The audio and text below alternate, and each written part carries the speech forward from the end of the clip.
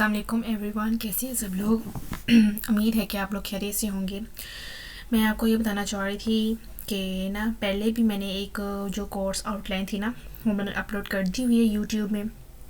तो आगे जो इसमें फ़र्दर डिटेल बताई जाएगी कि वीक 1 में हमने क्या पढ़ना है, सेकंड वीक में हमने क्या पढ़ना है, थर्ड वीक में क्या करना है, वो मैंने एक वीडियो ट्यूटोरियल में सारा मेंशन कर दिया हुआ है। आप वो प्लीज़ देख लीजिएगा और लाइक सब्सक्राइब ज़रूर कर दीजिएगा। तो फर्स्ट ऑफ़ ऑल हम सीधा डायरेक्टली स्टार्ट करते हैं। वीक को इतनी ज़्यादा बातें नहीं करेंगे हम। तो फर्स्ट ऑफ़ ऑल पहले जो वीक में इंट्रोडक्शन दिया जा रहा है, मोटिवेशनल लेक्चर है for future detail please see students के इंट्रोडक्शन ऑफ डाटा साइंस के बारे में देखेंगे, ठीक है। फिर कोर्स की एप्लीकेशंस एंड यूजेस केसेस देखेंगे और मोटिवेशनल लेक्चर देखेंगे कि वीक 1 में हमने इतना सा पढ़ना है बस, ठीक है। उसमें क्या पढ़ना है, इंट्रोडक्शन में हमने डाटा साइंस के बारे में देखना है, कोर्स की एप्लीकेशन देखनी है कि कौन कौन से कोर्स हैं जिसकी एप्लीकेशंस हैं जो हम यूज़ कर सकते हैं केसेस के तौर पर, और मोटिवेशनल लेक्चर लेंगी, आपको लेक्चर भी दूंगी और साथ कोडिंग जो भी machine learning, deep learning, Python, स्पाइका, माइस्क्यूएल, उसके सब के बारे में आपको मैं बताऊंगी, ठीक है। सबसे पहले आता है व्हाट इज़ डाटा साइंस, ठीक है। डाटा साइंस के टॉपिक है, ठीक है, जो फर्स्ट वीक में पढ़ाया जा रहा है। हम इसको स्टार्ट करते हैं। सबसे पहले तो इसका एजेंडा आ जाता है what is it for you, ठीक है। इसमें मैंने कुछ पॉइंट्स बताए हुए हैं आपको जो मैंने मेंशन किए हुए हैं स्लाइड्स के तौर पर। तो need for data science, what is data science, data science VS business intelligent, इन दोनों में फ़र्क क्या है। The prescriptive of linear data science, what does a data scientist do, data science की लाइफ साइकिल्स विद उसकी examples, demand of data science, क्या data science demand क्या करता है, ठीक है। ये फर्स्ट ऑफ ऑल आगे मैंने डिटेल में बताया गया हुआ है, ठीक है। ये कोई 5-6 इसमें पॉइंट्स हैं जो मैंने बताया है। ये जो एजेंडा जो अभी हम स्लाइड्स में पावर पॉइंट में हम देखेंगे और आपको फर्दर इनकी मैं एक्सप्लेनेशन बताऊंगी, ठीक है। जैसे कि पहला पॉइंट था नीड फॉर डाटा साइंस, ठीक है। Self driving car will rotates out more than 2 million dead cows by car accident manually, ठीक है। सेल्फ ड्राइविंग कार मैंने शॉर्ट कोर्स में लिखा है और उसके ब्रैकेट में अंदर मैंने मेंशन कर दिए कि सेल्फ ड्राइविंग कार का एक्सप्लेन क्या है, ठीक है। वो मैंने मेंशन किया है कि self driving car will rotate out more than 2 million dead cows by car accident manually। इसकी एग्जाम्पल है टेस्ला। टेस्ला एक ऐसी चीज़ है, ये देखिए गाड़ी के अंदर आपको ये लगा नज़र आ रहा होगा, ये टेस्ला है, ठीक है। अब इतनी टेक्नोलॉजी हो गई है, एआई बहुत स्ट्रॉन्ग हो गया है कि आपको जो बहुत हेल्प करता है, ठीक है। ये जो गाड़ी के अंदर ये लगा हुआ है, ये है टेस्ला लगा हुआ है, जिससे हमें पता चलेगा कि वो अगला वाला जो बंदा आ रहा है, जैसे कि ये है ऑन कमिंग कार और ये है बाईसाइकिलर और ये प्रेसिडेंट यानी कि जो जा रही है, चल रही है, ये साइकिल चला रहा है, ये गाड़ी ड्राइव कर रहा है। और जो हम गाड़ी ड्राइव कर रहे हैं, देखिए हमने अपनी कार में टेस्ला ये प्रोजेक्ट लगाया हुआ है, जिससे हमें ये पता चलेगा कि जब ये वाली गाड़ी आएगी, ये साइकिल जा रही है और ये प्रेसिडेंट जा रही है, तो दोनों का ऐसा तो नहीं होगा कि इनमें से किसी का एक्सीडेंट हो जाएगा, या इसको ख़तरा होगा, या इसको ख़तरा होगा, या इसको ख़तरा होगा, ऐसा तो नहीं होगा। तो ये जो टेस्ला है हमारी ये मदद करता है, हमें बताएगा उनकी एनोटेशन, उनका न्यूरल नेटवर्क देखेगा। ये जो आपको रेड नज़र आ रहे हैं ना, ये न्यूरल नेटवर्क आगे चल के पढ़ेंगे, डीप लर्निंग का टॉपिक है। तो हमें इससे ये पता चलेगा कि किसी कोई यानी कि 2 मिलियंस यानी कि डेथ से बच सकते हैं। हमें जो होता है ना कि सड़क पे जब जा रहे होते हैं तो जब सड़क सही नहीं होती तो एक्सीडेंट हो जाता है, बहुत से हादसा हो जाते हैं।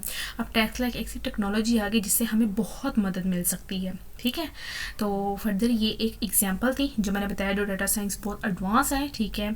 तो आप इसकी जितनी सेल्फ लर्निंग कर लेंगे आपके लिए उतना बेहतर होगा। जस्ट मैंने इसकी एग्जांपल दिया टेस्ला की, बहुत से आगे मैं आपको फर्दर बताती हूँ डिटेल में, ठीक है। उम्मीद है कि आपको समझ आ गई होगी इसकी कि मेरा मकसद क्या था। इसमें ये था कि टेस्ला के बारे में बताया कि जो डेथ वगैरह होती हैं, इससे हमें ये पता चल जाए कि ड्राइवर ये आएगा, इतनी टेक्नोलॉजी है जिससे हमें ये पता चल जाएगा कि खुदा ना खास्ता इसका ये एक्सीडेंट तो नहीं हो जाएगा। इसके एक्सीडेंट होने से हम पहले ही उसको आगाह कर दें कि ज़रा ध्यान से चलें, ठीक है। अगला जो पेज है वो है नीड फॉर डाटा साइंस, ठीक है। नीड फॉर डाटा साइंस जैसे कि due to lack of data available flights are often delay और cancel at the last minute. अब इस फर्स्ट पॉइंट में बताया गया हुआ है कि एक डाटा अवेलेबल है, किसके पास, फ्लाइट वालों के पास, ठीक है। जाहिर सी बात है फ़्लाइट्स में जब जहाज़ में लोग जा रहे होते हैं, उन फ्लाइट्स के पास सब लोगों का डाटा होता है कि ये इस इस एरिया से बिलोंग करता है, इसकी एजुकेशन इतनी है, ये उस एरिया में क्या करना चाह रहा है, उस सिटी में क्या करना चाह रहा है, ठीक है, उसकी डिले सब कुछ उसको यानी कि उनको पता होता है। जब फ़्लाइट में ऐसा डाटा अवेलेबल ना हो यानी कि डिलीट हो गया हो, तो वो ऐसा कैसा पॉसिबल हो सकता है कि उनको फ़्लाइट में उन क्लाइंट्स को बिठाएं और उनको एक जगह से दूसरी जगह ले जाए? इम्पॉसिबल, ऐसा हो ही नहीं सकता। तो पता है क्या करते हैं, अगर उनसे डाटा अवेलेबल नहीं होता, डाटा लाखों का उनके पास होता है, डिलीट हो जाता है, तो वो क्या करते हैं, उस वक्त ही जो फ़्लाइट होती है उसको डिले कर देते, कैंसिल कर देते हैं एट द लास्ट मिनट में, ठीक है। आगे सेकंड पॉइंट में बताया कि due to improper routed planning customer does not get the flight for desired time and duration, ठीक है। इस लाइन में ये बताया गया है कि जब आप फ्लाइट पे बैठ रहे होते हैं तो आप प्रॉपर प्लानिंग से बैठते हैं, ठीक है। फ्लाइट वाले आपको प्रॉपर प्लानिंग से बताते हैं, जो उनको गाइडेंस दी जाए होती है, आपने कस्टमर के साथ ऐसे डील करना है, उनको ऐसे आपने सीट एंड डाउन उसके उनके बैग ऐसे अपने कस्टमर करने हैं, ठीक है, ताकि उनको कस्टमर को दुश्वारी वगैरह ना हो, ठीक है। तो अगर आपने प्लानिंग ही नहीं की होगी, इम्प्रॉपर रूटीन होगी, आपकी प्लानिंग ही नहीं होगी, कस्टमर को आपको डील करना नहीं आएगा, उनको बैठाने का तरीका, जिस नंबर पे उनकी सीट है वो नहीं बैठेंगे, तो ऐसे बहुत मसले क्रिएट होंगे। तो वो क्या करते हैं, फ़्लाइट को कैंसिल कर देते हैं, ठीक है। जब उनके पास डाटा नहीं है, प्रॉपर तरीके से उन्होंने प्लानिंग ही नहीं की, इसका डिज़ाइन ही नहीं बनाया, तो ऐसे कैसा हो सकता है कि फ़्लाइट में उन क्लाइंट्स को, उन स्टूडेंट्स को, उन मैन वुमेन को बैठाया जाए? नो। अब थर्ड पॉइंट में बताया कि incorrect design in selection for right requirement lead to unplanned delay and cancellation, ठीक है। इनकरेक्ट डिसीजन, जब आपने इस पूरे टॉपिक का क्या मतलब है कि जब आपने डिसीजन ही नहीं किया हुआ, ठीक है। सबसे पहले तो एक आता है, आपने डिसीजन लेना है कि हमने कैसे प्लेन में रिकवर करना है, इतने बंदे हैं 30, हमने इनको प्लेन में लेके जाना है, तो हमने इनको डील करना है, इनको वाटर सर्व, इनको खाना सर्व करना है, इन्होंने वॉशरूम जाना है, तो हर जगह पे हमें ध्यान रखना पड़ेगा, ठीक है। अगर कोई छोटी मोटी भी गलती हो जाए तो वो बहुत बड़ा मसला बन जाता है, ठीक है। तो जाहिर से बात है, जब हम कोई चीज़ पहन रहे होते हैं तो जाहिर से बात है, सबसे पहले हम उसको देखते हैं, इसमें कोई खराबी वगैरह तो नहीं है, इसमें कोई ऐसा मसला वगैरह तो नहीं जो हमें आगे मुश्किल करेगा, ठीक है ना।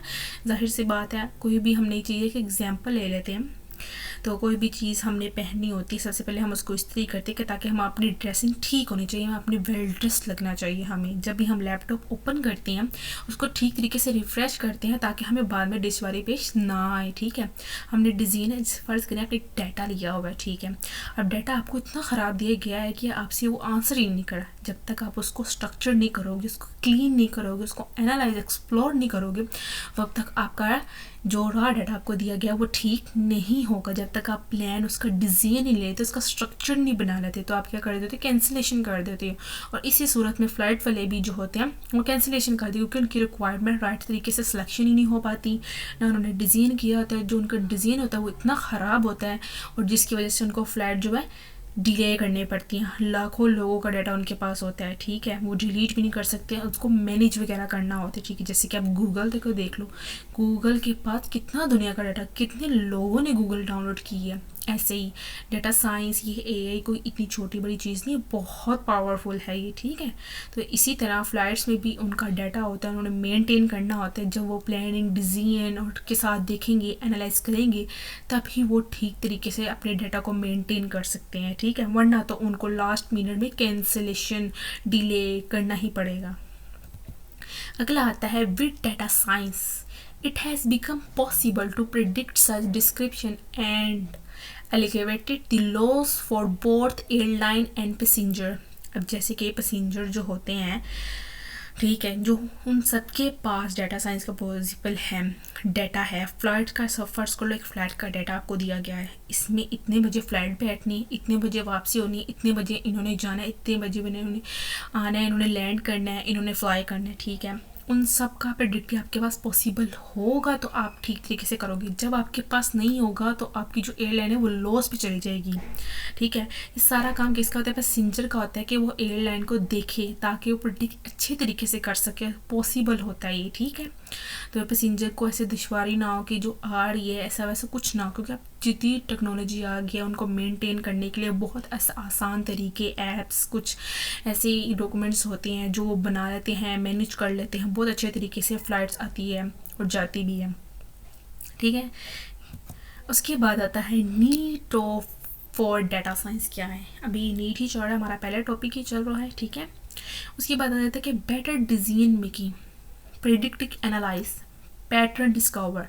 अब बेटर डिसीजन मेकिंग जो नीचे एग्जांपल दी गई है वो वेदर ए और बी। वेदर ए और बी का मतलब वही आ जाता है कि मौसम ठंडा हो रहा है कि गर्म हो रहा है, इसकी ये एग्जांपल है।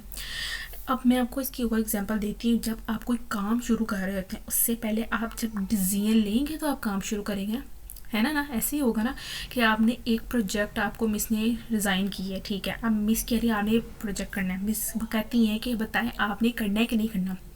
जब तक आप बेटर डिसीजन नहीं लेंगे तो आप कुछ भी नहीं कर सकते, ठीक है। अपने लिए अपना डिसीजन खुद हमें लेना पड़ता है। जी मैम ये मैं कर लूँगा, फिर आप घर आते हैं, उसको प्रेडिक्टिव एनालाइज करके देखते हैं क्या मैं कर सकता हूँ कि नहीं कर सकता हूँ, ठीक है। उसको एनालाइज कर सकता हूँ, मैं इस डाटा को ठीक कर सकता हूँ, उसको क्लीन, उसको अच्छी रिक्वायरमेंट में लेके आ सकता हूँ, उसके एक्सप्लोरेशन, उसके एल्गोरिथम और कुछ पॉइंट्स होते हैं मशीन लर्निंग के, वो क्या मैं अप्लाई कर सकता हूँ। फिर इसको प्रेडिक्शन निकालते, उसकी टेस्टिंग करते, फिर इसको एनालाइज करते कि हाँ मैं ये कर सकता हूँ। फिर उसके बाद पैटर्न डिस्कवर करते कि is there any hidden information in the data. क्या आपके पास जो इन्फॉर्मेशन आ जाती है, आपने डिज़ाइन की है, उसकी प्लानिंग की है, उसको प्रोडिक्ट और एनालाइज की है, फिर एट दी एंड उसमें आपने क्या किया है, हिडन यानी कि इंफॉर्मेशन इन दी डाटा, उसमें डाटा किया हुआ है, डाटा आपको दिया गया हुआ है, उसको देख रहे हैं, उसमें इंफॉर्मेशन आप में भी डेवलपमेंट हुई है और जो आप सीख के आए हो आपने लोगों को भी बताया है, ठीक है। एट दी एंड आपका वो सोल्यूशन निकल आता है, ठीक है। ये एक बहुत अच्छा यानी कि प्लान है जो आप करना है। जब भी कोई काम करने लगते हैं सबसे पहले उसकी प्लानिंग, उसका स्ट्रक्चर, फिर उसकी प्रेडिक्शन, फिर उसको एनालाइज, फिर एट दी एंड आपका रिजल्ट बहुत करेक्ट निकलता है।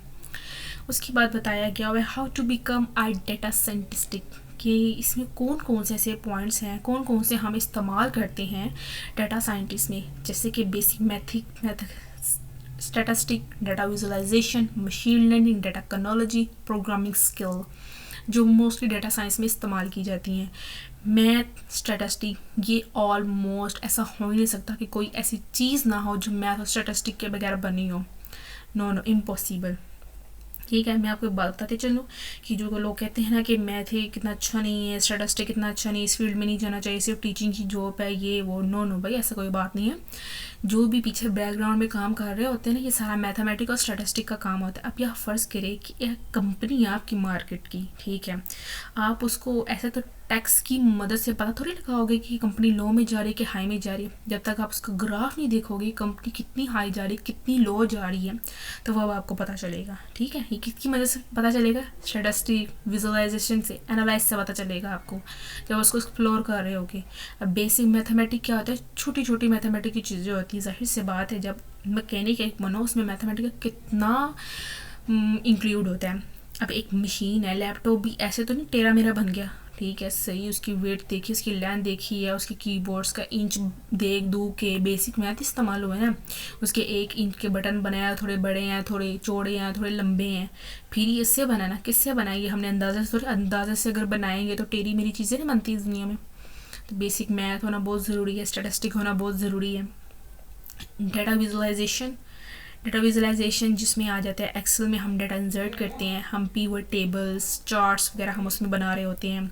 फिर मशीन लर्निंग के एल्गोरिथम आ जाते हैं जिसको हम एक्सप्लोर करते हैं। मशीन लर्निंग के बहुत से एल्गोरिथम है जो आपको मैं आगे डिटेल में बताऊंगी। डाटा टेक्नोलॉजी, जब तक आपके पास नॉलेज नहीं होगी, डाटा का नॉलेज नहीं करोगे, जब तक आपके पास नॉलेज नहीं होगा, जब तक उसको प्रेफर नहीं करोगे, दूसरों के तक नॉलेज नहीं पहुंचाओगे, आपको खुद में कोई इंटरेस्ट नहीं होगा। प्रोग्रामिंग स्किल आपके पास होनी चाहिए, ठीक है, प्रोग्रामिंग आपको आनी चाहिए, ठीक है।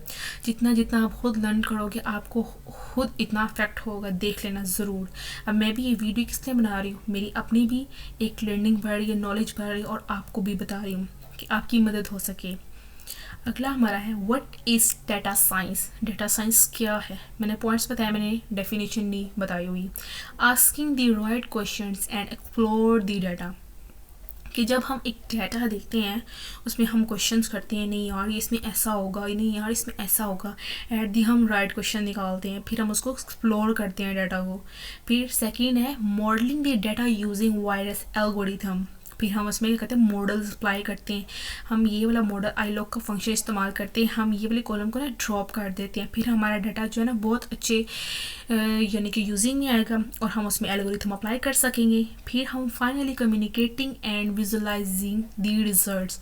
फिर हमारी फाइनल कम्युनिकेशन इतनी अच्छी होगी हाई क्वालिफाई की कि हमारा विजुलाइज ये जो ग्राफ बना होगा, पीवट टेबल, पाई चार्ट, जो से भी आप ग्राफ बना सको, ग्राफ के भी बहुत से इसके नाम, उसके टैग्स हैं जो कि मैं आपसे फर्दर डिटेल में बताऊंगी, बट अभी हम डेटा साइंस से रिलेटेड बात कर रहे हैं।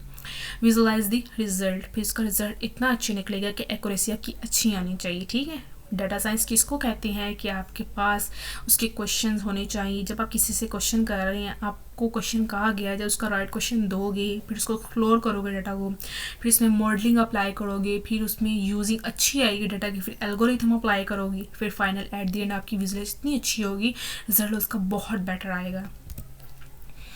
उसके बाद आ जाता है कि बिजनेस इंटेलिजेंस इन डाटा साइंस का डिफरेंस क्या है। जैसे कि प्रॉस्पेरिटी में बताया कि looking toward past and presents, कि जब हम देख रहे होते हैं कि past and present business intelligent हमें चल भी रहा है, उस ज़माने में भी हमने किया था, इस ज़माने में भी किया था, ये आपको पता ही होगा।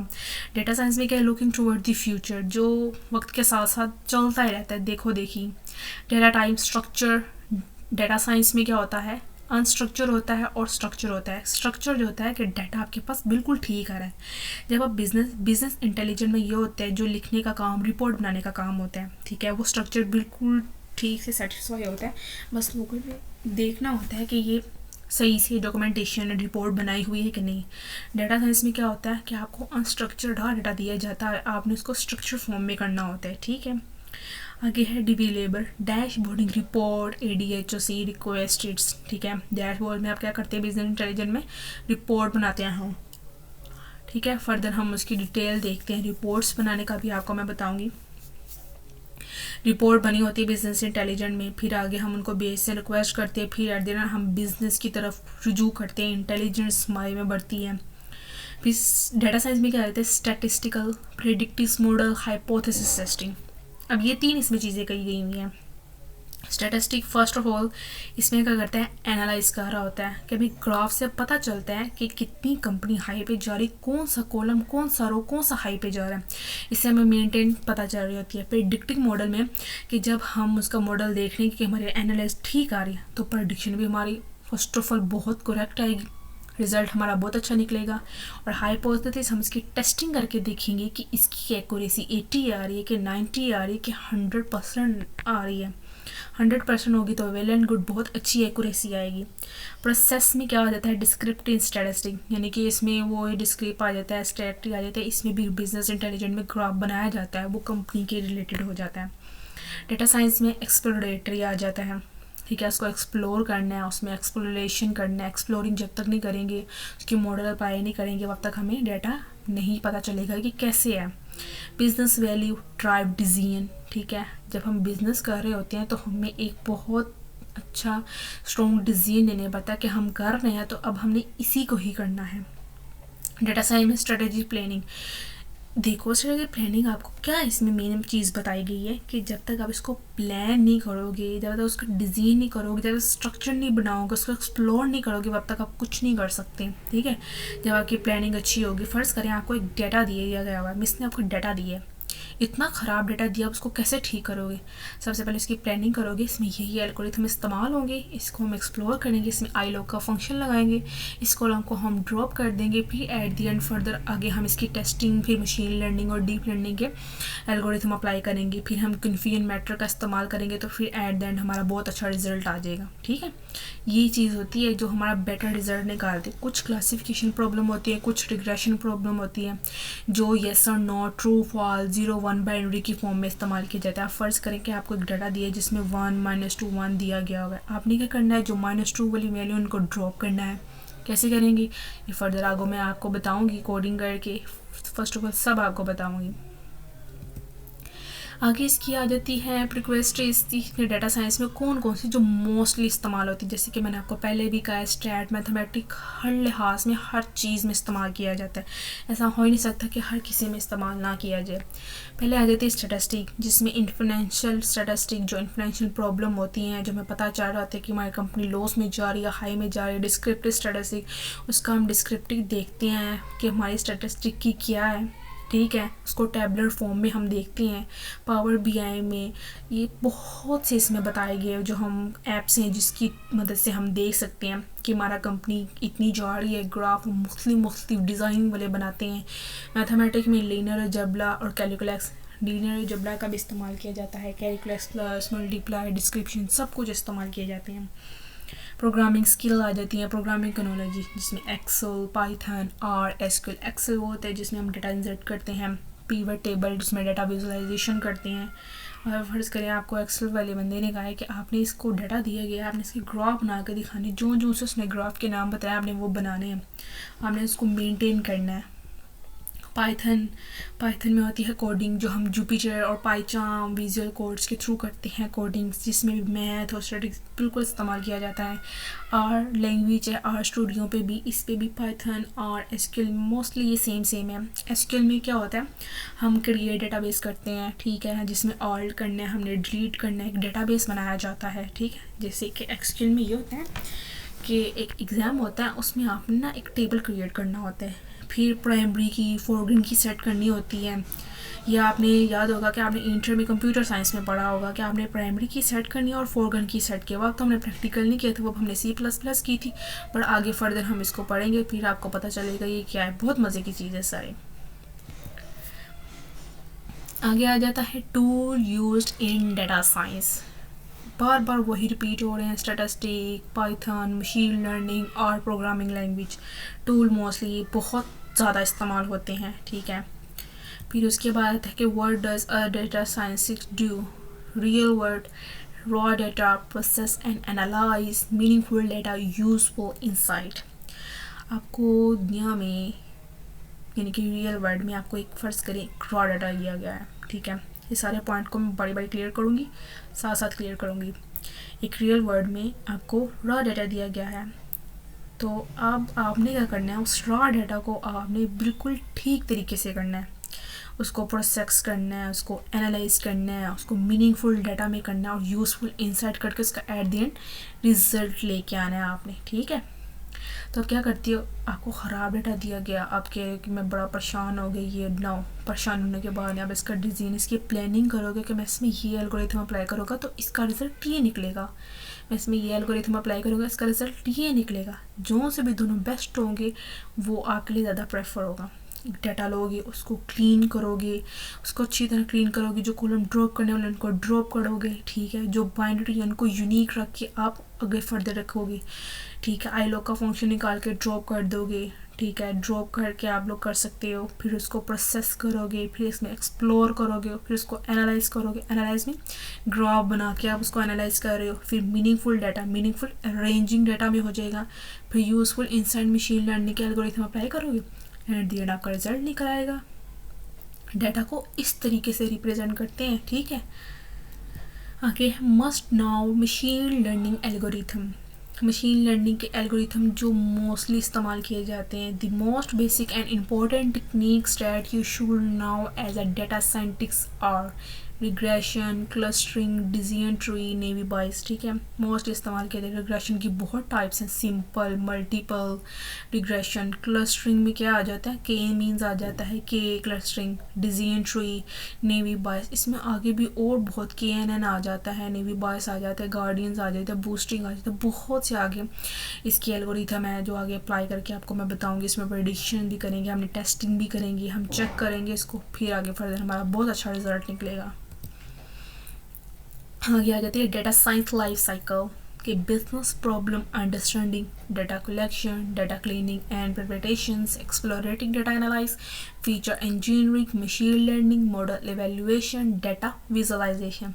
हर एक अपने का लाइफ साइकिल होता है, ठीक है। जैसे कि इंसेक्ट्स का लाइफ साइकिल होता है, फ्रॉग का होता है, डेंगी का होता है, बटरफ्लाई का लाइफ साइकिल होता है, हर एक का लाइफ साइकिल होता है ना। और इसका भी एक लाइफ साइकिल है डेटा साइंस का। जो पहले क्या है, कि आपने अंडरस्टैंड करना है प्रॉब्लम को। एक आपको प्रॉब्लम आई है, आप कह रहे हैं कि मैं बहुत मुश्किल में हूँ, आप उसको फर्स्ट ऑफ ऑल रोएंगे, कुछ भी नहीं करें, आप उसको अंडरस्टैंड करेंगे, मेंटेन करेंगे, प्लानिंग करेंगे, यार नहीं ऐसे हो जाएगा।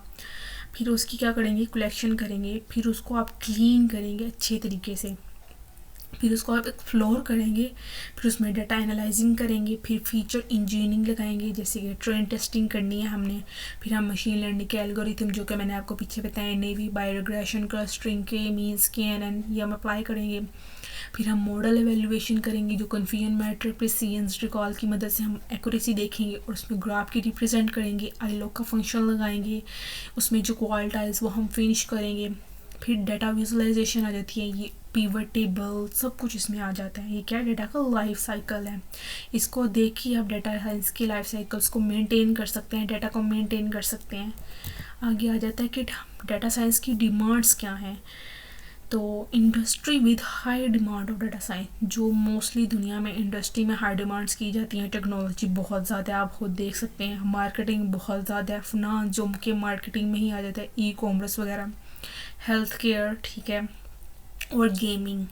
Technology, marketing, finance, health cares, gamings, इनका बहुत ज़्यादा जो है इस्तेमाल किया जाता है।